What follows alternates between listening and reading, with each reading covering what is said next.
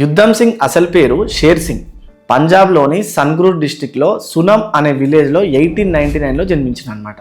చిన్నప్పుడే తల్లిదండ్రులను కోల్పోయి అమృత్సర్లోని సెంట్రల్ ఖాల్సా ఆర్ఫనేజ్లో పెరిగిండు. సో లైఫ్ మొదటి నుండే అతనికి కష్టాలను పరిచయం చేసింది. కానీ 1919లో జరిగిన జలియన్ వాలాబాగ్ ఈవెంట్ ఏదైతే ఉందో అతని లైఫ్ని కంప్లీట్గా మార్చేసింది. జనరల్ డయర్ ఆయన British Indian army officer. Firing order ఇస్తే మైకేల్ ఓ డయర్ అప్పటి పంజాబ్ గవర్నర్ దాన్ని సపోర్ట్ చేసిండు. యుద్ధం సింగ్కి అప్పుడు అర్థమైంది ఏంటంటే కేవలం చేతులు నరికితే సరిపోదు, బుర్రని నరకాలని. అందుకే టార్గెట్ జనరల్ డయర్ కాదు, మైకేల్ ఓ డయర్ని ఫిక్స్ అయింది అనమాట. యుద్ధం సింగ్కి తెలుసు బ్రిటిష్ వాళ్ళని ఇండియాలో ఏం చేయలేమని. అందుకే అతను ప్రపంచం అంతా తిరిగిండు. ఆఫ్రికా వెళ్ళిండు, అక్కడ లేబర్గా పనిచేసిండు. అమెరికా వెళ్ళిండు, అక్కడ గాదర్ పార్టీలో జాయిన్ అయ్యి రివల్యూషన్ గురించి నేర్చుకున్నాడు. ఎన్నో పేర్లు మార్చుకున్నాడు, like Frank Brazil, Uday Singh, ఇలా ఎన్నో పేర్లు మార్చుకున్నాడు. ఎన్నో ఐడెంటిటీస్ మార్చుకున్నాడు.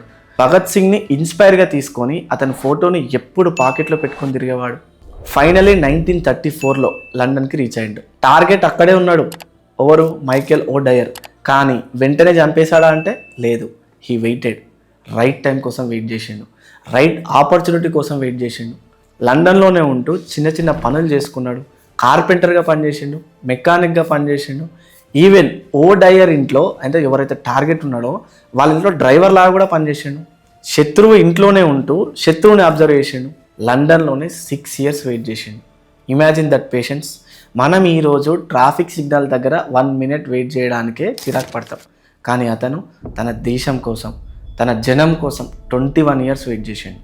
March 13, 1940.